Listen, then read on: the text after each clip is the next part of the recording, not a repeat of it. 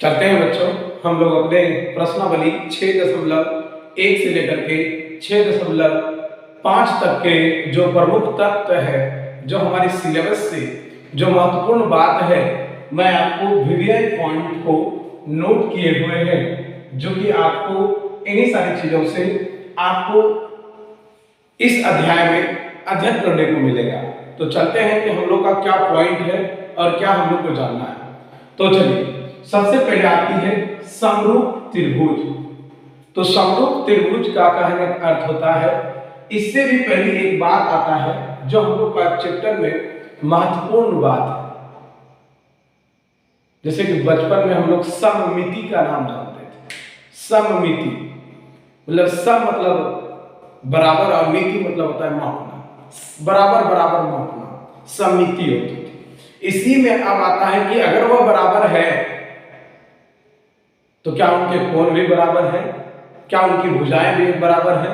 अगर बराबर है तो क्या उनके एक ही नाप के वो है, इसी के अनुपात का वो है। इन्हीं चीजों को जानने के लिए हम लोग इन सारी चीजों को पढ़ रहे हैं। तो चलते हैं, पहला बात आता है समरूप त्रिभुज। सम मतलब बराबर और रूप मतलब आकृति, एक ही रूप का होना चाहिए वह त्रिभुज। चलिए, अब जिसमें कि आकृतियों के बारे में बात आती है। आकृति का अर्थ मतलब जिसको हम लोग कहते हैं एक ही तरह का इमेज। ठीक है, अब देखिए, ये आकृति दो प्रकार के रूप में हो सकते हैं। आपका सर्वांग हो सकते हैं या तो समरूप हो सकती है। सर्वांग सर्वांग का अर्थ होता है सभी अंगों में समान। वैसे त्रिभुज, ये वैसी आकृतियां जो कि एक दूसरे पर अच्छी तरह से रखने के बाद परिपूर्ण रूप से ढक जाए और उसी के बराबर में हो जाए, वह आपका सर्वांगसम कहलाती है। सभी अंगों में समान सर्वांगसम कहलाती है। अब आपका आता है समरूप।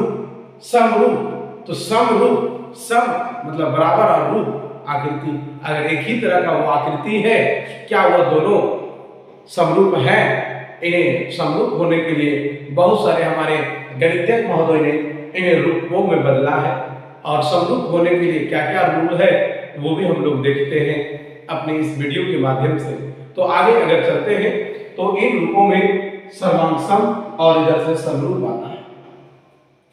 सर्वांगसम और समरूपों में पहला बात आता है, इधर से अगर करते हैं तो ये आता है समरूप त्रिभुज। समरूप त्रिभुज की अगर बात कही जाए तो समरूप त्रिभुज जो है, इनको बदलने के लिए हम इसके कितने रूपों में साइंटिस्ट ने बदल दिया है। 3 को मुख्यतः माना गया, जो कि मेरा क्या था, आधार मूल समानुपातिकता, जिसको कि हम लोग थेल्स प्रमेय के नाम से जानते थे। दूसरा था थेल्स प्रमेय का विलोम था, और अगला जो था त्रिभुज की समरूपता की कसौटी। त्रिभुज की समरूपता के कसौटी मतलब नियम, कैसे आपका समरूप जो हो रहा है वो कैसे। और एक बात याद रखिए, जो सर्वांगसम है वह समरूप हो सकती है, हो नहीं सकती, वो होती है।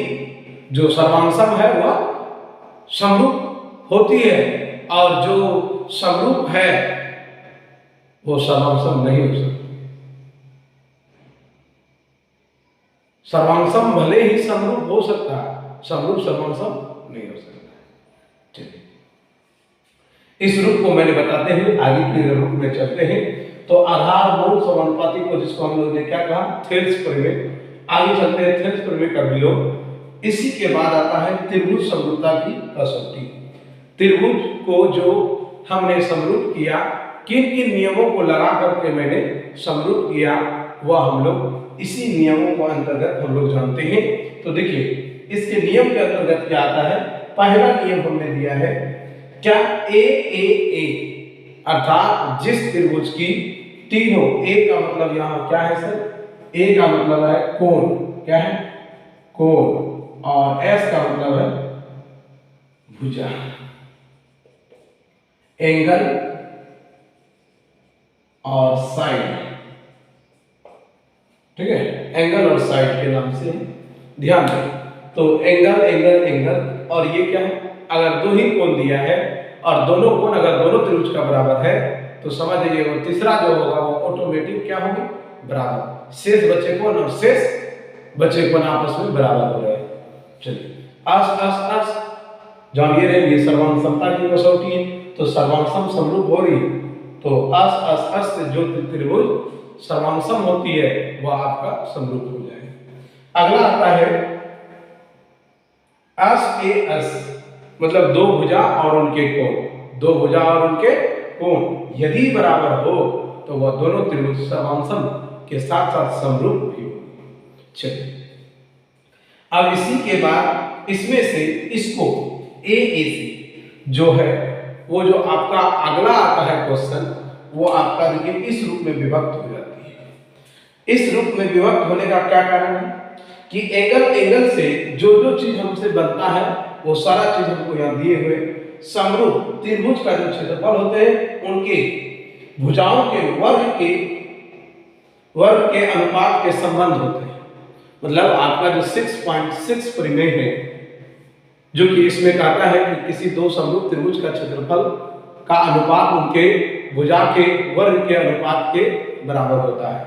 दो वही इसी से आप उसको रिलेटेड से सॉल्यूशन करते हैं। उसके बाद अगला आता है पाइथागोरस, जो कि एक साइंटिस्ट थे हमारे पाइथागोरस, जिन्होंने कि कर्ण का स्क्वायर बराबर अन्य दो भुजा के वर्ग के योग के बराबर होता है, अर्थात h स्क्वायर बराबर p square plus b square जो हम लोग नाम जानते हैं वह यही से आया है।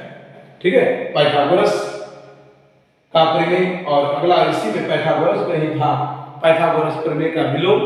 दूसरा क्या है, इनके संबंधित सवाल होंगे। अगला इसी का क्या है, संबंधित प्रश्न, अर्थात आपको इसी सारे संबंधित में आपका 6.1 से लेकर के 6.5 तक पूरा अच्छी तरह से समझ में आएगा। आज हमने इस त्रिभुज का सिर्फ इंट्रोडक्शन किए हैं। अगले दिन आपको हम इससे ज्यादा और इससे ज्यादा क्या बारीकी से जो जो इस चैप्टर में महत्वपूर्ण क्वेश्चन होंगे हम आपके पास और हम आप लोगों तक पहुंचाने का प्रयास करेंगे।